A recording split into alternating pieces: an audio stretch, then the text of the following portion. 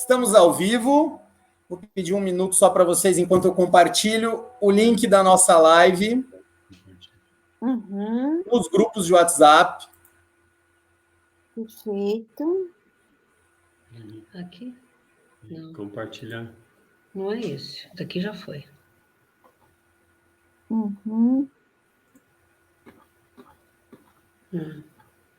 Só mais um minuto, por favor.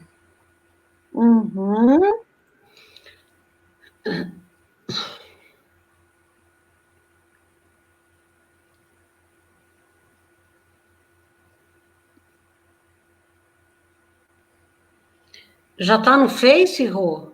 Já está no Face, temos 4 pessoas já aqui. Boa noite a quem chegou. Eu estou começando a fazer a distribuição das listas. Vou pedir para, por favor, essas 4 pessoas que estão assistindo, colocar nos comentários se estão escutando, se o áudio está bom, se estão enxergando, por favor, se a imagem está boa. E coloquem também de onde vocês são. E essa aqui é antiga, tá vendo?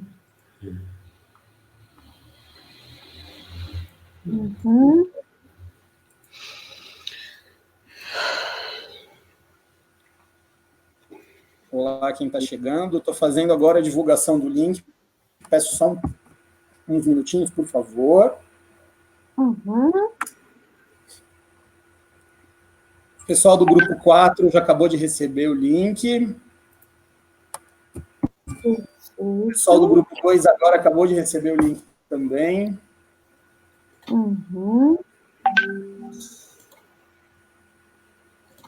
Grupo 3. Já compartilhei. E, finalmente, o grupo 1. Pessoal, quem está aí, eu peço para, por favor, compartilhar a live, por favor, no Facebook. Só clicar em compartilhar para a gente conseguir chamar mais pessoas aqui. Onde está? Tem 11 pessoas, eu compartilhei. Isso. Pessoal, que já está chegando, vamos pedir mais uns minutos. Eu quero que, por favor, vocês escrevam nos comentários, por favor, de onde vocês são. Agora consegui ver aqui. Tudo ok. Laís dos Anjos diz que está tudo certo com a imagem. Pedro Wilson diz que o áudio está bom. Daniel. Olá, Laís de Belo Horizonte. Silvana está dizendo que a imagem e os sons estão ótimos. Chegando aí a 20 pessoas. Tem alguns recados, pessoal, que a gente gostaria de dar para vocês. A gente só está esperando entrar um pouco mais de gente e a gente já faz.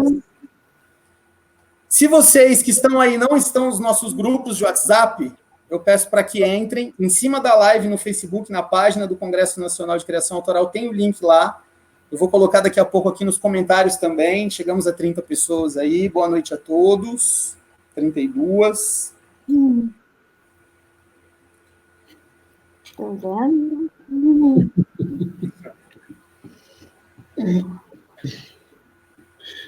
Ai, meu Deus. 44 pessoas. Santa Maria, pessoal que está entrando, coloca, por favor, de onde vocês são. Ó, tem o Daniel que diz que é de Salvador, que é aluno do professor Rodrigo. Aí, Rodrigo.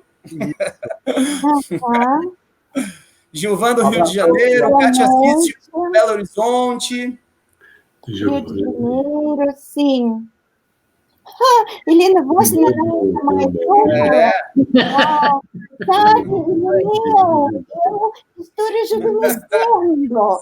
Eu tirei os óculos, enxergo sem óculos. Não, na verdade, eu uso óculos para longe. E como o computador está perto, então eu não uso óculos. Eu uso para perto. Ó, a gente já passou aqui de 60 pessoas. Eu acho que a gente pode, então, começar. Quem quiser começar se apresentando aí? São João Belharão. Bom, boa noite. Aqui, Andréia Barros e Cláudio Mendel, da Companhia Teatro da Cidade, São José dos Campos. Gostaria de agradecer a presença de todos e todas dessa jornada Stanislavski, Sistema Stanislavski. Hoje a gente vai tratar o tema como o sistema se transformou em método, transmissão e divulgação do sistema de Stanislavski no Brasil e no mundo.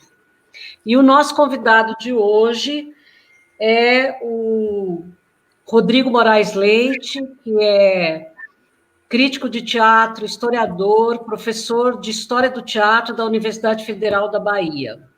E aqui, quem vai conversar também é a nossa querida pesquisadora Helena Vássina, a nossa parceira na jornada, a responsável por toda essa jornada Sistema Stanislavski, a grande divulgadora do sistema no Brasil e na América Latina, né, Helena? Obrigada. Helena e Andréia, eu queria só dizer aqui um minuto, ó, a gente está com uma presença bem especial aqui, que é a Nair D'Agostini, de Florianópolis, está na live. Boa noite, Nair. Sim, Nair, boa noite, Nair.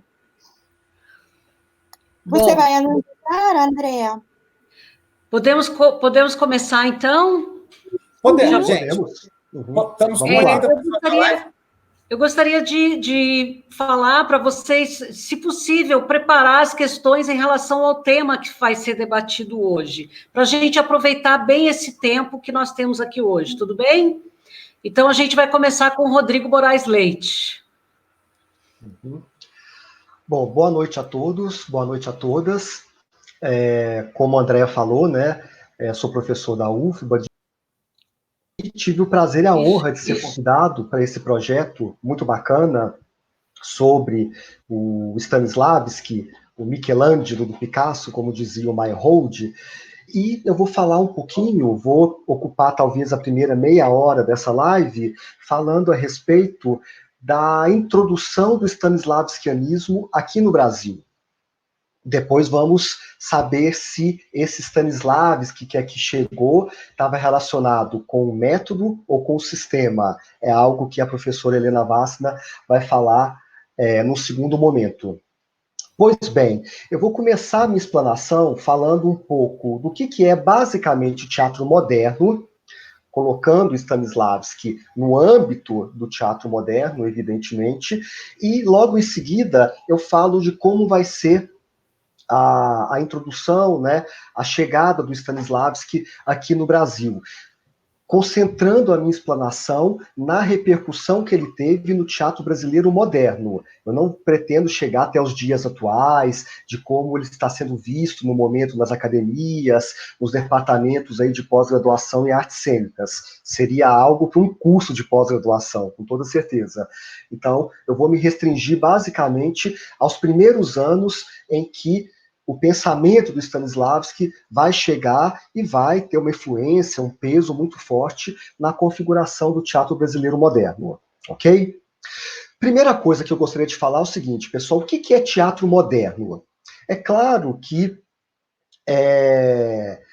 o conceito é polissêmico, é complexo, existem vários modernismos no teatro, existe o modernismo do Stanislavski, do Gordon Craik, do Appiah, do Meyerhold, do Bertolt Brecht, por exemplo, né? Mas todos eles cabem dentro aí de um guarda-chuva conceitual que nós podemos chamar teatro moderno. Qual seria o denominador comum de todos esses encenadores, teóricos encenadores que eu citei agora há pouco? O que os unifica? Basicamente, pelo menos no âmbito da cena, que é o que mais nos interessa aqui, é o que nos interessa mais de perto, a dramaturgia a gente deixa para outra ocasião, mas no âmbito da cena, o que caracteriza basicamente o teatro moderno, em primeiro lugar, é uma negação ao chamado vedetismo, ou seja, aquela noção muito própria do teatro oitocentista, do teatro do século XIX, de que uma companhia deveria ter um primeiro ator, normalmente chamado de um monstro sagrado, ou uma primeira atriz, a prima donna, né? Isso era algo muito comum nas companhias no século XIX, e isso tinha repercussões estéticas óbvias, e gerava um tipo de teatro contra o qual o modernismo, a modernidade teatral vai se voltar. Então, esse é o primeiro tema, assim, básico, o primeiro item básico para entender o que é teatro moderno. É o teatro, como eu disse, que se voltou contra o chamado vedetismo, né? Essa figura do primeiro ator ou da primeira atriz, ao redor do qual toda a encenação deveria girar. Esse é um ponto. O outro ponto é a defesa da noção do que nós chamamos de ensemble, que significa em francês juntos, né, unidos. O ensemble é a noção segundo a qual todas as companhias deveriam ter um elenco homogêneo, absolutamente homogêneo, e, em tese, sem hierarquias entre os atores e as atrizes, ao menos em tese. Essa noção de ensemble, ela se contrapunha a uma outra noção, que também é um galicismo, né, uma palavra que nós pegamos do francês, que é a noção de emploar, ou seja, a ideia dos atores ultra caracterizados, né, dos tipos. Cada ator se especializava, no século XIX e em séculos mais remotos, na representação de um tipo. Então você tinha a coquete, você tinha a ingênua, você tinha o galã cômico, você tinha, enfim, uma série, né, de tipos, o tirano, que faziam parte de qualquer companhia. O ator se especializava naquele tipo e, às vezes, interpretava-o a vida inteira. Com o surgimento da noção de ensemble, isso vai ser contestado. Ou seja, a noção do teatro moderno pressupõe, antes de tudo, como eu disse, um elenco homogêneo, em que todos os atores e atrizes contribuem de uma maneira mais ou menos equidistante, né, de uma maneira equilibrada. Basta dizer, uma frase que se tornou uma espécie assim, de símbolo dessa noção, é do próprio Stanislavski. Quando ele fundou o Teatro de Arte de Moscou, lá em 1898, ele, querendo defender essa noção de ensemble, né, que é própria do teatro moderno, ele vai dizer: hoje Hamlet, amanhã figurante. É uma frase símbolo dessa noção. Ou seja, um ator poderia ter, numa determinada produção, o papel principal, interpretar o Hamlet, ficar em cena 3 horas no palco, e numa outra produção, tão importante quanto o Hamlet, ele faria uma mera figuração. Essa é a noção básica, né, pelo menos em termos cênicos. Outra noção é a condenação de uma certa teatralidade muito própria do século XVIII, do século XIX, uma teatralidade baseada em códigos rígidos, imutáveis, né, um tanto quanto estereotipada, contra a qual também o Stanislavski e outros encenadores modernos irão se voltar. O Stanislavski, ao contrário do que muita gente diz, ele não era contra a teatralidade, de maneira alguma. Ele era contra a chamada má teatralidade, uma certa teatralidade estereotipada, própria do século XVIII, XIX, que ele vai chamar, inclusive, de carimbo, né? É o ator que é carimbado, né? O ator que se utiliza desses códigos e que acaba enfim, fazendo com que a atuação se torne um tanto quanto estereotipada, exteriorizada demais. Então, essa é uma noção também muito básica. E outro item fundamental do teatro moderno é o surgimento da figura do encenador, algo que não existia no século XIX e nos séculos anteriores, nos séculos pretéritos. Existia só a figura do ensaiador, que era um sujeito que fazia as marcações, que levantava o espetáculo, e nada mais do que isso. Uma função muito técnica. Com o surgimento do teatro moderno, surge junto com ele a figura do encenador, um artista, um homem que vai conceber a cena, que vai assinar, como artista plástico assina uma escultura, assina uma pintura, ele vai assinar a cena. Normalmente, os manuais aí de teatro que existem por aí quase sempre apontam o André Antoine, francês, e o Konstantin Stanislavski como os dois pioneiros na encenação moderna, né? Os dois primeiros encenadores da história do teatro. Quase sempre eles são colocados um ao lado do outro como os dois pioneiros. André Antoine, na França, e Konstantin Stanislavski, na Rússia, né?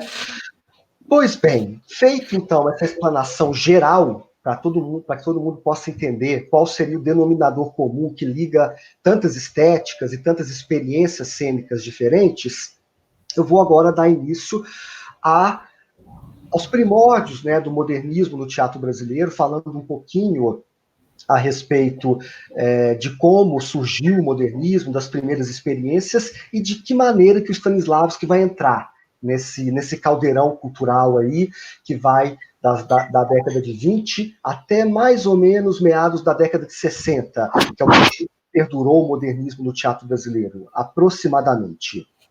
Não é? Pois bem, existe uma historiografia mais tradicional do teatro brasileiro, que defende a ideia de que o modernismo começou em 1943, quando o Ziembinski montou com o grupo carioca Os Comediantes uma peça do Nelson Rodrigues, a segunda peça do Nelson Rodrigues, que é Vestido de Noiva. Essa encenação aconteceu, ela estreou no finalzinho de 43, foi um imenso sucesso, gerou uma celeuma, né, gerou uma repercussão muito grande, muitos intelectuais que nem eram do teatro se prontificaram a escrever sobre a montagem. Foi um grande marco, sem dúvida alguma. A partir dali, o teatro moderno, a modernidade teatral aqui no Brasil se estabeleceu de fato. Começam a surgir companhias modernas profissionais, né, como, por exemplo, o Teatro Brasileiro de Comédia, em São Paulo, ou o Teatro Popular de Arte, no Rio de Janeiro, da Maria Della Costa, que também é outro marco. Mas, enfim, a gente tem que relativizar um pouquinho essa noção. Acho que é necessário fazer aqui uma parte, né, e dizer que hoje em dia, pesquisas mais recentes costumam contestar muito esta ideia, né, de que o Vestido de Noiva, na encenação do Ziembinski, teria sido um marco zero. Há um livro que eu acho muito importante indicar, que é esse daqui, chamado Veto ao Modernismo no Teatro Brasileiro, da professora Juliana Simões, que vai dizer, que vai contestar de maneira frontal essa noção, dizendo que o modernismo no Brasil já pode ser identificado lá em 1922, quando um ator, diretor e pedagogo do teatro brasileiro chamado Renato Viana, um sujeito muito importante, que deixou um trabalho muito relevante para o passado cênico nacional, quando ele formou um grupo chamado Batalha da Quimera. Esse grupo era formado por ele, pelo compositor Villa-Lobos e também pelo escritor Ronald de Carvalho. Grupo chamado Batalha da Quimera. Esse grupo durou muito pouco tempo, mas ele apresentou um espetáculo no final de 1922 chamado A Última Encarnação de Fausto, com texto e direção de Renato Viana. Pois bem, de acordo com alguns historiadores, como, por exemplo, Gustavo Doria e o Sebastião Milaré, que se detiveram sobre a obra do Renato Viana, o Renato Viana, lá em 1922, no mesmo ano da Semana de Arte Moderna, só que um pouquinho depois dela, foi mais para o final do ano, a semana foi em fevereiro, o Renato Viana já tinha conhecimento do Stanislavski, ele já conhecia. Eles não entram em detalhes, mas dizem que ele já conhecia, pelo menos já tinha ouvido falar, no naturalismo stanislavskiano. Naturalismo entre aspas, depois vamos saber por que das aspas. Mas eu não estudei tão a fundo assim a obra do Renato Viana, há pesquisas mais recentes que se debruçam sobre a obra dele de uma maneira muito, muito verticalizada, mas provavelmente, né, ele deve ter conhecido Stanislavski através de textos franceses, muito provavelmente. Ou seja, de uma maneira muito indireta, muito teórica e ainda muito incipiente, de ter ouvido falar e tal, de ter uma noção muito básica, mas pelo menos já conhecia. Nessa época, o autor moderno que mais influenciava o teatro brasileiro, o encenador e teórico que vai, de uma certa forma, iniciar o modernismo no teatro brasileiro, que é o que vai ter mais peso nos primeiros anos, nesses anos iniciais, era o Jacques Copeau, da França. O Jacques Copeau, ele fundou, em 1913, um grupo chamado A Batalha da Quimera, Não, perdão, Batalha da Quimera do Renato Viana, perdão. Ele montou um grupo chamado Vieux Colombier, em 1913, e de 22 para frente, a gente percebe que quase todos os grupos, quase todas as experiências do teatro brasileiro moderno se reportavam às ideias do Jacques Copeau e o seu famoso Vieux Colombier, que ele formou em 1913. Reparem que existe uma diferença de 15 anos entre o Vieux Colombier e o TAN, o Teatro de Arte de Moscou, que é de 1898. Em tese, o Stanislavski deveria chegar primeiro, porque ele é mais antigo, o Coupeau veio depois. Porém, claro, a nossa proximidade com a França era e ainda hoje é muito maior, a língua é muito mais próxima, uma língua neolatina, então é normal, né, que o modernismo que tenha primeiro desembarcado aqui no Brasil tenha sido o modernismo francês, o modernismo do Jacques Copeau, que alguns autores e autoras, como por exemplo a Iná Camargo Costa, vão chamar de modernismo conservador. Mas esse é assunto para outra live, outro momento. Né? Mas eu deixo aí já essa abertura, quem sabe, para uma outra live para a gente falar sobre isso. Rodriga, a gente está com um tempo curto. Nem que você volte depois, dá uma fechada para a Helena falar um pouquinho e depois você volta, pode ser? Claro, sem dúvida, sem problema. Eu só ia dizer então o seguinte, para poder fazer esses passos iniciais, né, para a gente poder ter aí uma noção de como o stanislavskianismo chegou ao Brasil. Então, o primeiro homem que talvez tenha ouvido falar, tentado aplicar alguma coisa do Stanislavski, foi o Renato Viana. Né? Todos os outros grupos que apareceram posteriormente à Batalha da Quimera, Teatro de Brinquedo, os comediantes lá no Rio de Janeiro, os grupos amadores de São Paulo, como, por exemplo, o GTE, o Gucci, todos eles se reportavam principalmente ao Copeau. Pois bem, quem seria aquela pessoa que talvez merecesse também ser citada numa live como essa, que tem a importância, né, de ter trazido o Stanislavski para o Brasil, seria o Ziembinski também. O Ziembinski, em que pese ele ter sido muito conhecido pelas montagens chamadas de expressionistas que ele fez aqui no Brasil, como Vestido de Noiva e outras, quase todas montando Nelson Rodrigues, ele teria, lá em Varsóvia, tido uma formação, não exatamente stanislavskiana, mas ele teve contato com a obra. Então, talvez tenha sido o primeiro estrangeiro a trazer na bagagem um conhecimento mais aprofundado da obra do Stanislavski. Okay? O Ian Michalski, que foi um biógrafo que escreveu a respeito do Ziembinski, ele disse, certa vez, que o Ziembinski provavelmente trouxe na bagagem muito mais Stanislavski do que Max Reinhardt ou Gordon Craig, autores que provavelmente ele teve muito pouco contato, já com Stanislavski não. Então, acho que ele merece, com toda certeza, ser citado, o Ziembinski. Outro autor que não pode também deixar de ser citado é o Flaminio Bollini, um italiano que passou pelo TBC, que trabalhou principalmente no TBC, chegou ao Brasil em 51, e ele se formou na Academia de Arte Dramática lá de Roma, do Silvio D'Amico. Lá ele também teve contato com o Stanislavski, em que pese a Academia do D'Amico ser muito influenciada também pelo Jacques Copeau, ele teve contato com o Stanislavski e, segundo vários testemunhos de atores do TBC, dentre os quais a Cleide Diaconis é a que mais fala disso, de todos os italianos que passaram pelo TBC, o Luciano Salso, o Adolfo Celli e outros, Gianni Ratto, ele teria sido o Bollini aquele que mais utilizou, com toda certeza. Ele fez uma montagem em 51 de A Ralé, que é um texto famoso, né, do Máximo Gorki, que já teria e seria uma espécie assim, de introdução do stanislavskianismo no TBC. Pelo menos é o que diz o Alberto Guzik, né, autor desse livro aqui, TBC, Crônica de um Sonho. Ele defende a tese que o Flaminio Bollini teria sido introdutor do Stanislavski, pelo menos no TBC. E a Cleide Diaconis reforça também isso em alguns testemunhos que ela já deu ao longo da sua carreira. Outro que não pode ser esquecido é o Eugênio Kuznet.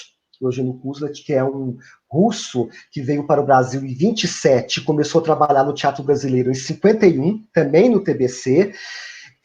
o Kusnet, não foi aluno do Stanislavski, não conheceu o Stanislavski, mas ele teve acesso às encenações do TAM, ele viu algumas encenações do período que ele morou lá na Rússia, teve uma formação indireta, teórica, de ver os espetáculos, né, mas teve um contato mais próximo com o Stanislavski, com o pensamento stanislavskiano, e pelo fato dele ter trabalhado no teatro brasileiro, no TBC, no Arena e no Oficina, ele vai deixar uma enorme contribuição.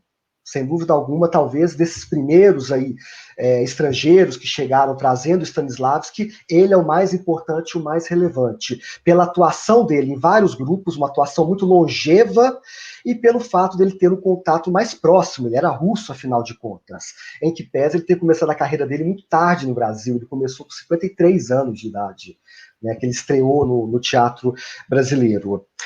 Basta dizer que ele contribuiu muito para uma montagem que entrou para a história do Teatro Oficina, que é a montagem dos Pequenos Burgueses, de 63. Segundo o Sábato Magaldi, a melhor montagem naturalista na história do teatro brasileiro, na opinião do professor Sábato Magaldi. Uma montagem que tinha, sem dúvida nenhuma, um peso do Stanislavski muito forte, ele ajudou na direção dos atores, ele deu um curso de interpretação na Oficina, então é uma figura que não pode deixar de ser mencionada. Augusto Boal, pegando agora o caso brasileiro, Augusto Boal também não pode ser esquecido, ele teve contato com o método Stanislavski lá no Hector Studio, em Nova York, e na Universidade de Colômbia, onde ele estudou. Ele estudou lá em Nova York com como é que se chama? O professor dele agora, o Gassner, o John Gassner. Então, ele trouxe alguns elementos, um bom conhecimento do método Stanislavski e vai aplicá-lo lá no Arena, onde ele começou a trabalhar lá a partir de 56, inclusive implantando um laboratório de interpretação baseado nos exercícios do Stanislavski, do método Stanislavski. Outro que também não pode ser esquecido é o Antunes Filho. O Antunes Filho, em 65, montou a falecida do Nelson Rodrigues lá na EAD, na época que ele era professor da EAD. O Antunes Filho foi durante um tempo professor da EAD, e lá ele montou a falecida do Nelson Rodrigues, baseado em exercícios do Stanislavski, segundo o Celso Milaré, o Sebastião Milaré, que se debruçou, né, sobre a obra do Antunes Filho, só que ele vai dizer o seguinte, o Milaré, ele utilizava os exercícios do Stanislavski, mas com uma proposta um pouco diferente da proposta do Stanislavski. Ele usava numa via um tanto quanto negativa, de limpar o ator de certos cacuetes do dia a dia, né, algo que o aproxima mais do Grotowski do que do Stanislavski.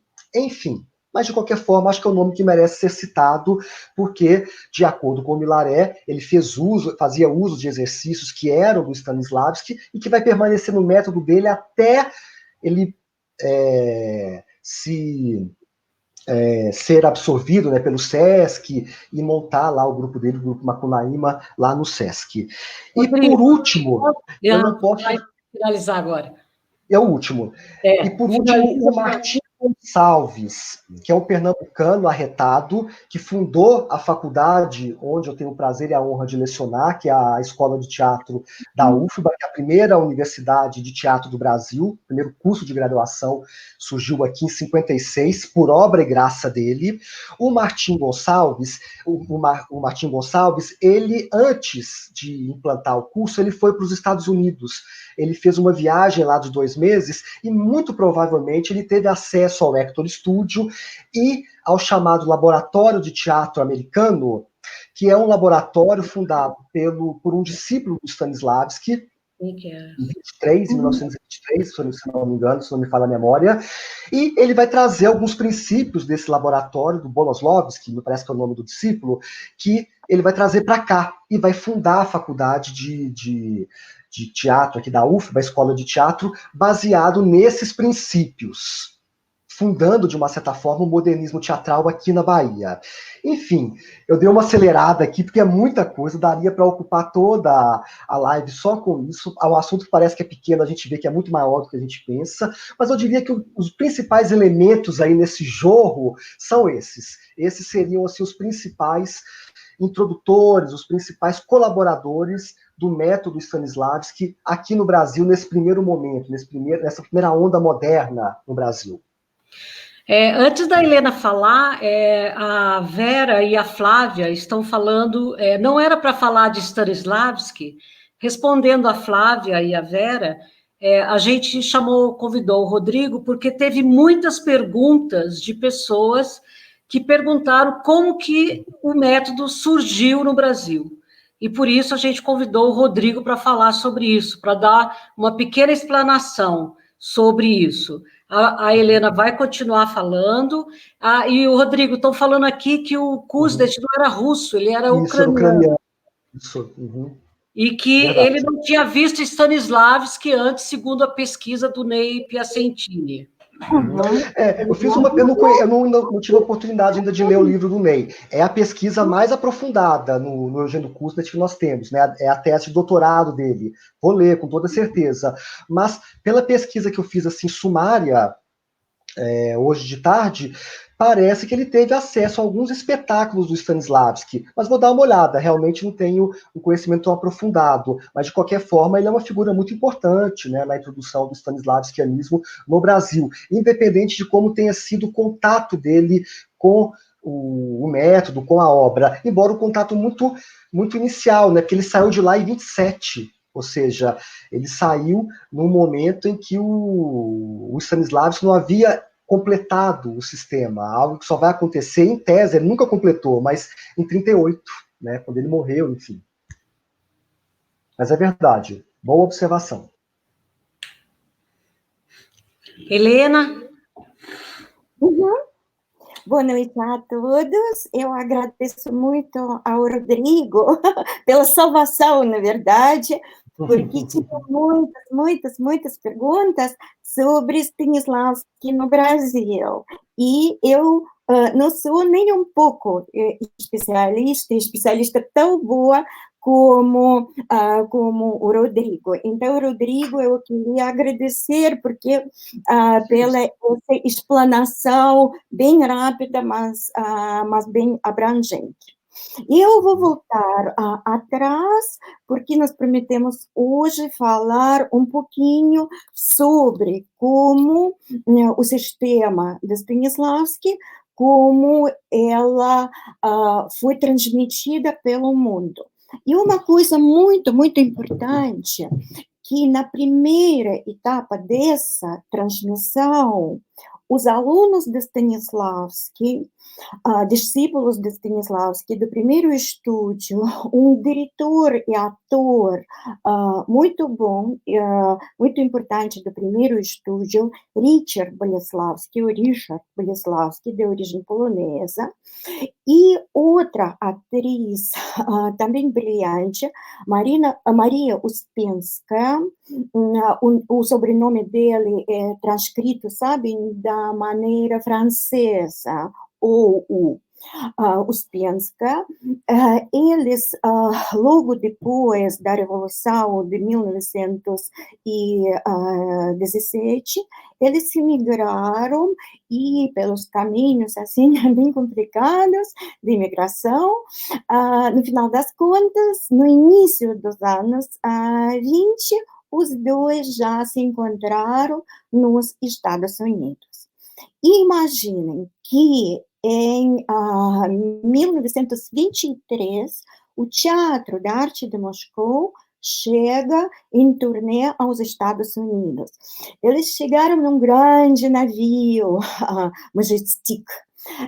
Stanislavski foi recebido em Nova York, nos Estados Unidos, como um deus, porque os norte-americanos nunca viram um teatro igual. Stanislavski descreve que tinha as filas muito, muito longas nas ruas para comprar as entradas e conseguir ver esse milagre teatral que acontecia em Nova York, num palco de um teatro. E logo todos os atores norte-americanos, eles quiseram aprender. Que milagre é isso? Como, assim, aprender a ser o ator tão bom como os atores da Companhia do Teatro de Arte de Moscou. E Stanislavski o convidou, que já morava em Nova York, Stanislavski o convidou para participar das apresentações e para ajudar também nesse turnê. Ele logo pensou, pams, eu posso ganhar dinheiro com isso. E ele começa a divulgar o sistema de Stanislavski e depois ele funda, junto com Maria Uspenská, ele funda a Escola de Arte Dramática, a Escola de Atuação. Isso foi o primeiro passo da divulgação do sistema nos Estados Unidos. E olham tanto Maria Uspenská, professora, atriz de Stanislavski, quanto Richard Boleslavski, eles foram atores de Hollywood também, começaram a trabalhar com o cinema e começaram a trabalhar assim muito bom com várias assim nomeações nos filmes bem importantes. Vocês podem googlar e ver até um filme, vários, sabem, trechos para ver os atores de Stanislavski no Hollywood. Mas eu sempre falo que tem um momento aqui muito importante, que também Vera Solovyova imigra, outra fica nos Estados Unidos, outra atriz de Stanislavski. Mas o que a gente tem que saber aqui, que eles trouxeram e começaram a divulgar nos Estados Unidos o sistema de Stanislavski da primeira etapa da sua formação, ou seja, o sistema como eles aprenderam ainda no primeiro estúdio do Teatro de Arte de Moscou. Eu acho que eu já comentei isso, que esse estúdio foi bem pequeno, tinha um palco de câmera, e Stanislavski elaborou lá o jeito de atuação, sabe, ideal para o teatro de câmera, ideal para esse close sabem, da filmagem cinematográfica. Por isso, eles conseguiram tanto sucesso, tanto reconhecimento nos Estados Unidos por causa do início do Hollywood, por causa da formação dos primeiros, sabe, atores do Hollywood, e depois dessa escola de Boleslavski, foi quem assistiu espetáculos de Stanislavski, do Teatro de Arte de Moscou, em Nova York, e ficou completamente impressionado, foi Lee Strasberg, o famoso Lee Strasberg, ator depois da Segunda Guerra Mundial, vai formar as grandes estrelas de Hollywood, como Marlon Brando, por exemplo, como Marilyn Monroe, mas a diferença muito importante entre o sistema de Stanislavski e o método de Stanislavski, que foi divulgado, praticado, ensinado nos Estados Unidos, é que o sistema de Stanislavski sempre estava se desenvolvendo até a morte de Stanislavski. E eu vejo essas diferentes etapas do desenvolvimento do sistema de Stanislavski, sabem, é como tese, antítese, síntese, não é? Segundo a lei de dialética. E, ao meu ver, Stanislavski, na última etapa, ele chega, nós vamos falar sobre isso ainda, chega a essa síntese. Mas o método de Stanislavski é apenas essa primeira fase do sistema. E é muito a memória afetiva, e ainda Stanislavski ainda não começou a praticar as ações físicas, ainda os etudes são muito pouco praticados. Então, a diferença principal é essa. E também são primeiros discípulos de Stanislavski que começaram a divulgar. Junto com Lee Strasberg, trabalhava a Stella Adler, uma grande atriz, norte-americana. E ela foi à França, lá encontrou Stanislavski. Stanislavski, isso foi, se eu não me engano, gente, foi 1932 ou 34, foi no início dos anos 30. E Stanislavski, ele já começava a desenvolver, sabe, a praticar o que ele vai chamar o novo método do trabalho dele, o método das ações físicas. E ele ensinou isso a Stella Adler.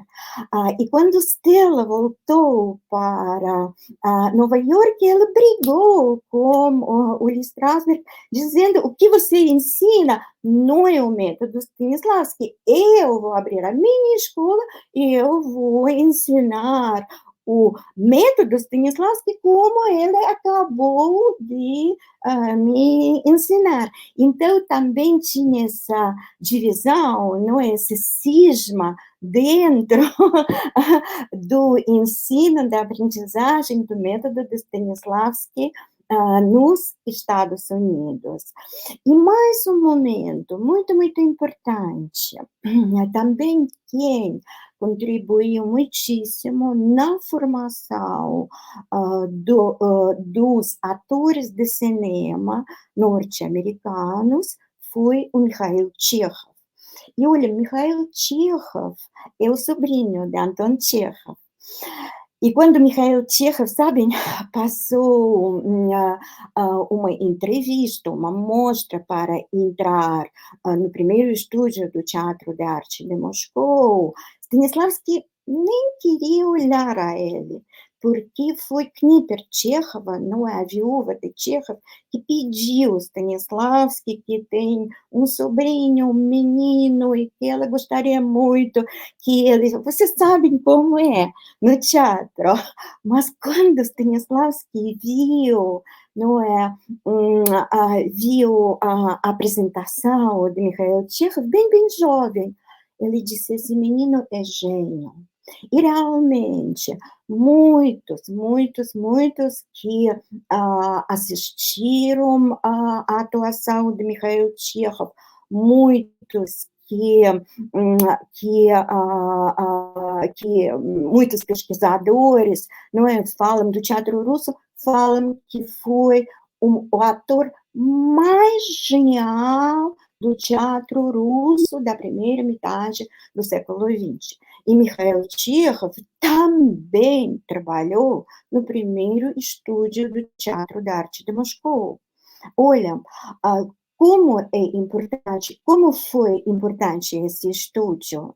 E Mikhail Chekhov emigrou da União Soviética e em 1939 ele funda na Califórnia uma escola de atuação autoral que também divulga o sistema de Stanislavski, mas não é assim, sabe, em caritinho. Stanislavski sempre falava: o meu sistema não é manual, não é gramática.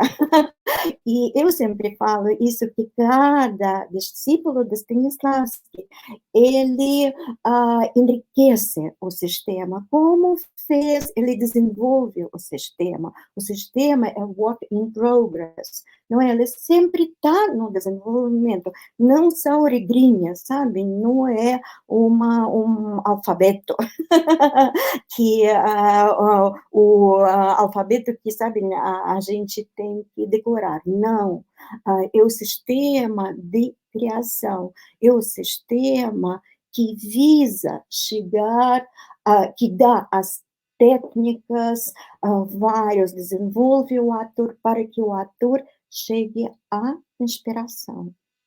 E isso, mais ou menos, o que eu queria falar. E se há perguntas, nós vamos responder. Bom, só para falar, eu queria falar uma coisa para as pessoas que estão assistindo a live. Os assuntos que a gente está debatendo aqui, muita coisa veio em função das perguntas que a gente teve na última live, né, da curiosidade das pessoas. Uma live é pouco tempo, né? Ou seja, é muita coisa, né, para falar sobre Stanislavski no Brasil e etc. Então, é uma coisa, digamos que é um pontapé que a gente quer dar para vocês a se aprofundarem no estudo de Stanislavski, né? Aqui, Rodrigo, a gente comentou aqui que o Alberto Centurião, ele quer lembrar do Justino Marzano, que foi um diretor formado pela Academia de Roma e que veio para o Brasil em 54, para Belo Horizonte, onde fundou o Departamento de Teatro da Universidade Federal de Minas Gerais. Falando um pouco também. Então, agradecendo você pelo panorama rápido que você conseguiu dar do teatro brasileiro com a entrada do Stanislavski. Helena, tem uma pergunta aqui do Daniel Alberti. Você acredita que Stanislavski... Você viu essa? Que só essa febre mundial por causa do bom trabalho do produtor Morris Guest, contratado pelo ator Nikita Poliev, que morava nos Estados Unidos? Porque me parece que o reconhecimento nos Estados Unidos foi fundamental, visto que ele estava sendo muito criticado na Rússia nessa época. Você quer falar sobre isso? Muito obrigada, Daniel, por essa pergunta. Sabem, claro que a gente tem que reconhecer um bom trabalho de Morris Guest, o produtor que organizou esse turnê do Teatro de Arte de Moscou aos Estados Unidos. Em comparação, sabe, Daniel, é incomparável. O talento, a grandeza de Stanislavski e o trabalho de Morris Guest. Porque Stanislavski, ele chega aos Estados Unidos pela primeira vez depois de turnê pela Europa, não? Em 23, a Companhia do Teatro de Arte de Moscou está em Berlim, está na França, e não é a primeira turnê de Stanislavski. E todos, desde 1906, quando a companhia, pela primeira vez, o Teatro de Arte de Moscou, saiu da Rússia e foi para a Europa, já foi choque, sabe? Já Stanislavski e sua companhia se tornou uma lenda. Mas naquela época, Stanislavski ainda começava assim, a pensar um pouquinho, sabe? A aproximar, fazer primeiros passos no sistema. Naquela época, ninguém sabia qual, sabe? Como encontrar essas chaves de ouro dessa atuação maravilhosa. Mas já no início dos anos 20, quando a companhia saia da União Soviética, já no segundo turnê, já a fama estava bem grande e já muitos, não apenas nos Estados Unidos, o Guest, os atores de Stanislavski, que imigraram lá, por exemplo, quem imigrou também, por exemplo, um ator de Stanislavski, Akim Tamirov, que 2 vezes foi nomeado a Oscar. Então, essa é a minha resposta. Certamente, o Guest, ele contribuiu muito, mas Stanislavski é maior do que o Guest. É verdade. A Josiane está falando sobre o trabalho do Camilo Scandolara. E, por sinal, o Camilo estava aqui, ele estava assistindo a live, e realmente o trabalho dele é muito bom ser lembrado. Eu li bastante o trabalho dele. Tem uma pergunta aqui sobre a publicação do livro dos Estados Unidos, Preparação do Ator. Você já falou isso, né, Helena, na outra live, sobre essa questão das traduções, né, dos Estados Unidos para... Você quer comentar mais um pouco?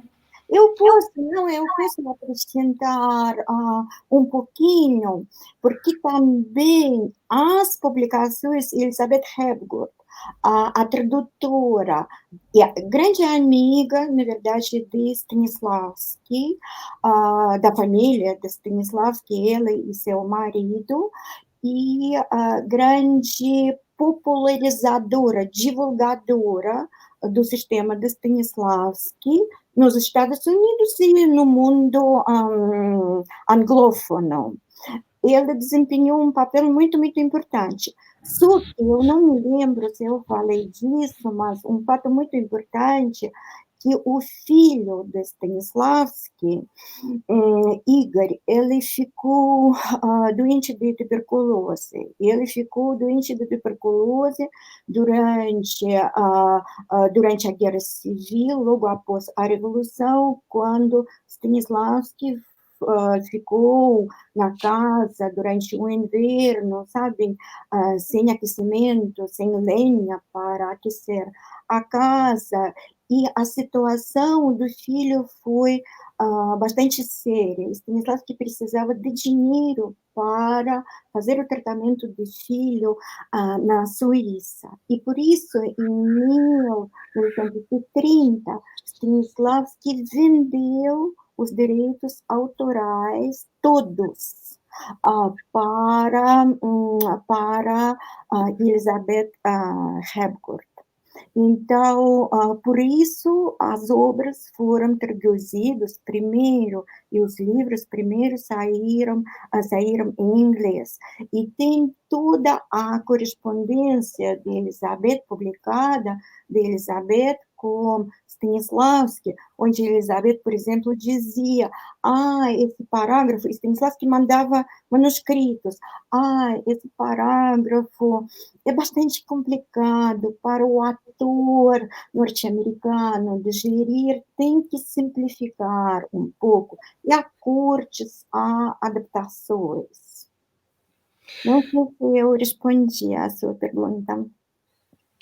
Tem mais alguma pergunta? Helena, o Laédio, ele está colocando várias links aqui do trabalho do ator sobre si mesmo, uma comparação da versão inglesa, né? Bem interessante para quem se interessar, está aqui. Uma pergunta é se, quando Stanislavski viajou para os Estados Unidos, os espetáculos eram apresentados em russo ou em inglês? Não, claro, claro que os espetáculos foram apresentados em russo. E sabem, Stanislavski, ele sabia muito bem francês e alemão, e, inclusive, a avó de Stanislavski era uma atriz francesa que ficou na Rússia.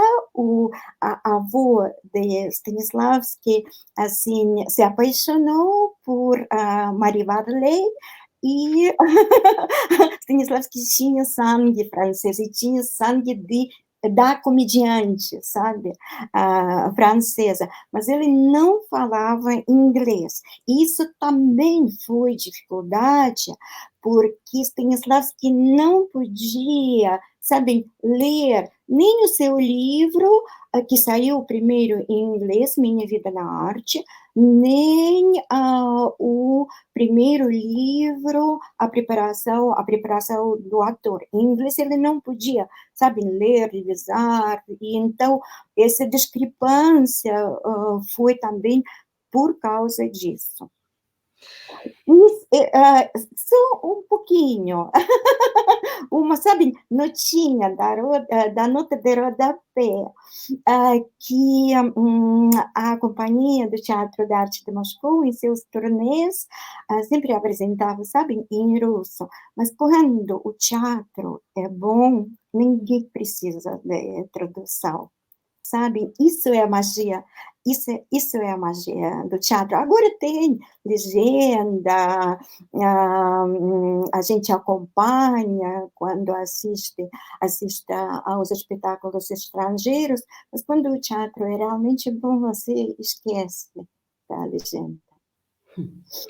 Helena está perguntando se a segunda turnê foi considerada fracassada, porque houve briga entre os atores nos Estados Unidos. Não foi. Ela não foi tão, com tanto, sabe, repercussão, com tanto êxito, como o primeiro torneio. É verdade, porque sempre, isso acontece, sabem, sempre é primeiro descobrimento, depois pessoas já sabem, o público já sabe o que esperar. E o repertório foi o mesmo. Sim, tinha brigas por causa do dinheiro entre os atores jovens e os atores velhos, fundadores do Teatro de Arte de Moscou, que recebiam porcentagem de tudo, mas isso foi uma coisa muito pequena. Stanislavski ficou muito sentido por causa disso, mas isso não interferiu no sucesso do segundo torneio. Nós temos pouco tempo, já está finalizando a nossa live, já passou rápido, muito rápido. Alguém tem mais alguma pergunta sobre o tema que foi debatido hoje?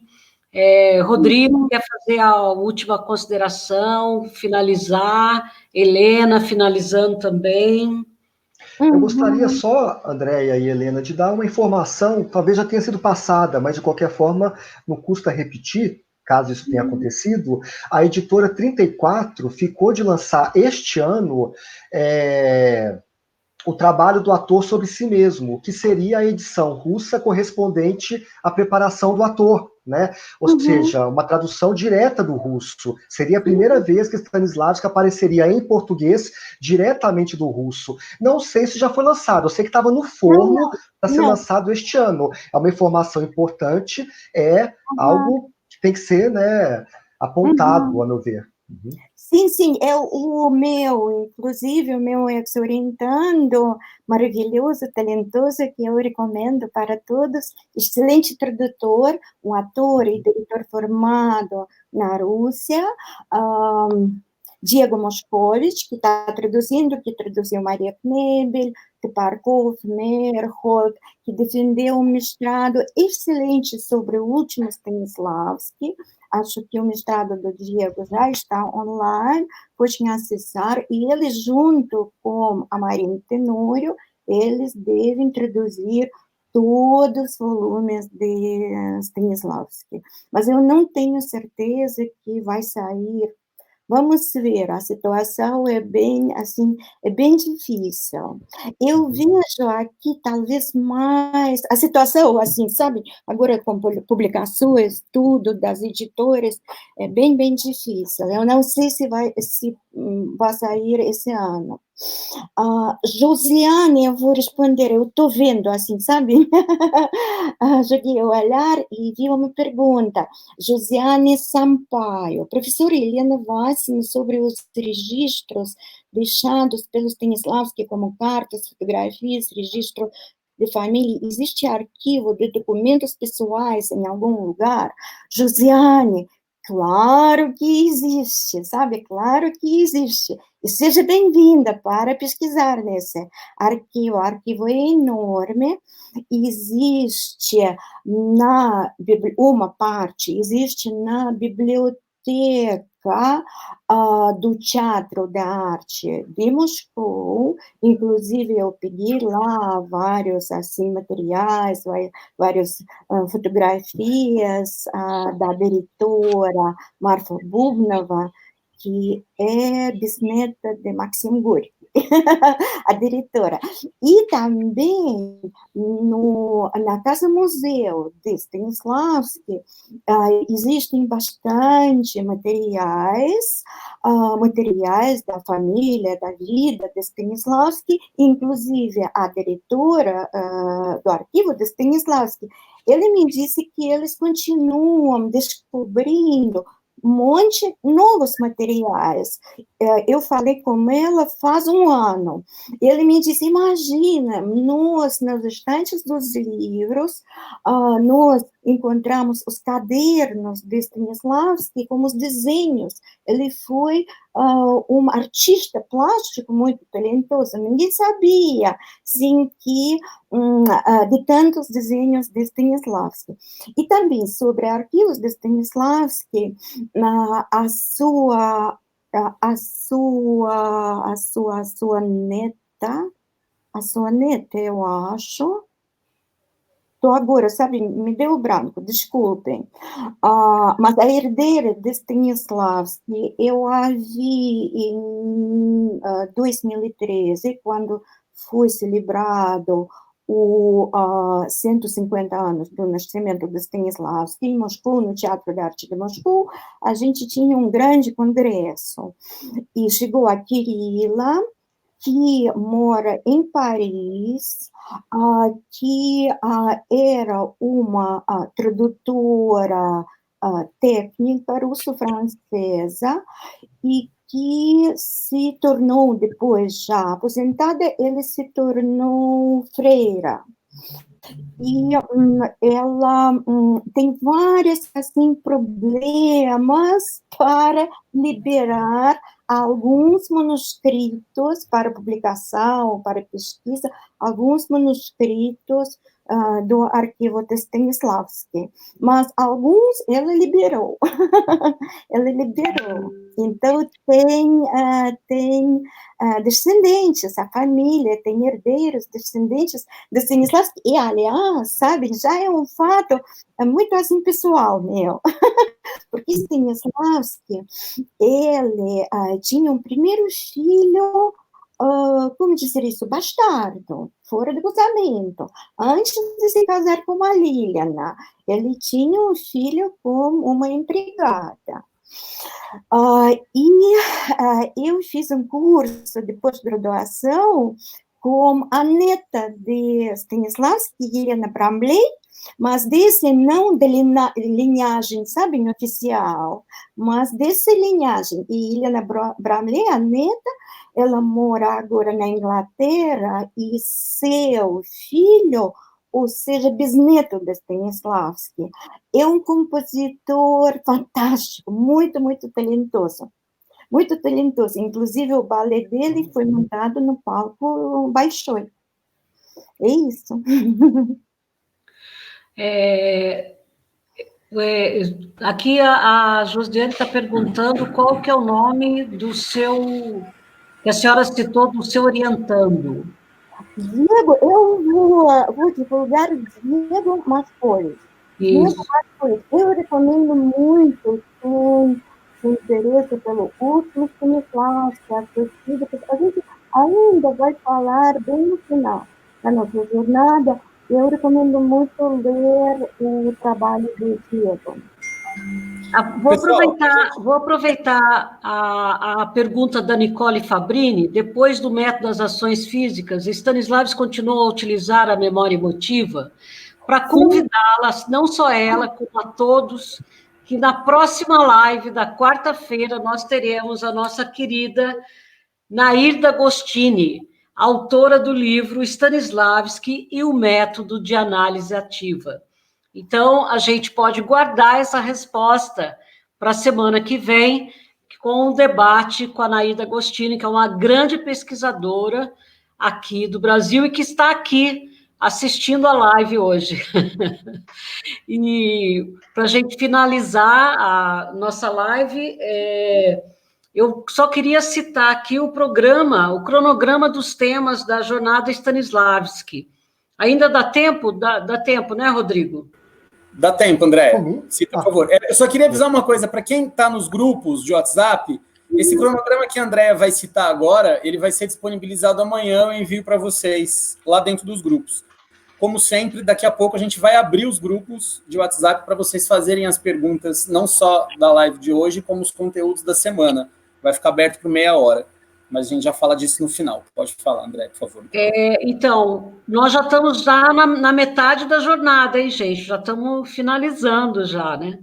Então, os temas são mitos e verdades sobre o sistema Stanislavski, etapas de formação do sistema Stanislavski, os estúdios, memória afetiva, emotiva e as ações físicas, yoga e energia, transmissão e divulgação do sistema de Stanislavski, Stanislavski censura, Stanislavski e seus primeiros discípulos. Sistema e método de Stanislavski, da Rússia aos Estados Unidos, Stanislavski e preparação do ator de cinema. Passei uma aqui que foi hoje. Transmissão e divulgação do sistema de Stanislavski. Stanislavski censura, Stanislavski e seus primeiros discípulos. Os principais conceitos do sistema de Stanislavski, o último Stanislavski, novo método de ensaios, ações físicas e memória emocional, método de etudes. O sistema como York Progress. Então, esses vão ser os temas debatidos nessa jornada. A grande surpresa nossa vai ser a Naída Agostini, semana que vem, na quarta-feira, e eu gostaria que o Rodrigo e a Helena finalizassem e eu agradeço a presença de todos, boa noite, espero que vocês continuem com a gente nessa jornada até o dia 26 de maio. Até o dia 24. Gente, deixa eu só falar uma coisa antes da Helena e do Rodrigo se despedirem. Com relação aos grupos ainda de WhatsApp, quem está na live e ainda não está nos grupos, o link está bem em cima na página do Congresso Nacional de Criação Autoral. Curtam a página também, por favor. Muita gente entrando ainda agora e já perdeu alguns conteúdos. Então, só para explicar, no final da jornada, a gente vai enviar para vocês que estiverem nos grupos todo o conteúdo que foi divulgado na jornada. Agora, por exemplo, quando finalizar aqui, a gente vai abrir por 30 minutos todos os grupos para que vocês possam fazer as suas perguntas e ao longo da semana a Helena, o Rodrigo, o André e o Mendo vão responder todas elas, seja em áudio, em vídeo, mandando documentos, arquivos, indicações de livros, tudo isso. Quem tiver nos grupos no final da jornada vai ter acesso a todo o conteúdo. Então, permaneçam lá, por favor. E uma outra coisa... eu vi que algumas pessoas continuam em mais de um grupo. Por favor, os grupos têm limitação. Se você está em mais de um grupo, fica só em um, para que a gente possa ter mais vagas para novas pessoas entrarem. Da minha parte é isso. Obrigado. Passo a palavra para a Helena e para o Rodrigo para finalizarem. Rodrigo, por favor. Muito obrigado, Helena. Eu gostaria só de agradecer, foi um prazer, uma honra fazer parte. É a primeira live em que eu participo. É difícil, né? Mais difícil do que eu imaginava, porque a gente tem que controlar o tempo, né? O tempo é muito restrito, é diferente de dar uma aula online, não é a mesma coisa, pelo que eu percebi, né? Eu até imaginava que a minha explanação não se esticasse tanto, mas depois eu fui percebendo que eu tinha preparado muito mais coisa do que caberia numa explanação de meia hora. Enfim, foi uma explanação muito panorâmica e tal, ela acaba deixando alguns buracos e tudo, mas eu agradeço, achei muito bacana, vi as observações aqui, muitas observações bacanas, cariosas, algumas um tanto quanto críticas e ácidas, mas faz parte, é normal. Enfim, só tenho a agradecer, valeu demais e um beijo a todos e todas. E eu também queria agradecer muito, obrigada pela atenção, pela participação nessa jornada.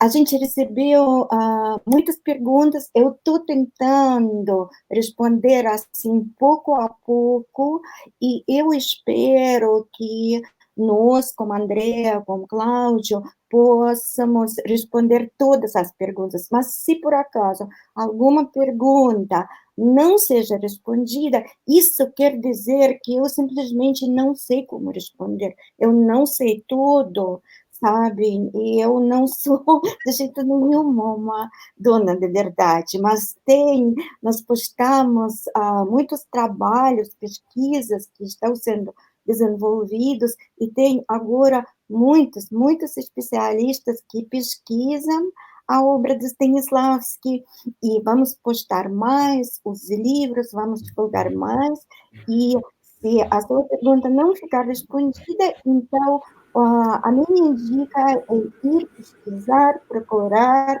não é, outros que possam responder. É isso, mas eu agradeço muito, muito, muito pela atenção e participação. Boa noite. Rodrigo e Helena, muito obrigada por essa live. Helena, muito obrigada pela sua grande parceria, maravilhosa. Rodrigo, Davi e Carol, muito obrigada também. E boa noite. Pessoal, nos grupos agora, vou abrir daqui a 5, 10 minutinhos lá, coloquem tudo lá em meia horinha para a gente poder responder ao longo da semana, então. Obrigado. Boa noite, pessoal. Quem não curtiu ainda a live lá na página do Facebook, por favor, deixa um like lá pra gente, tá bom?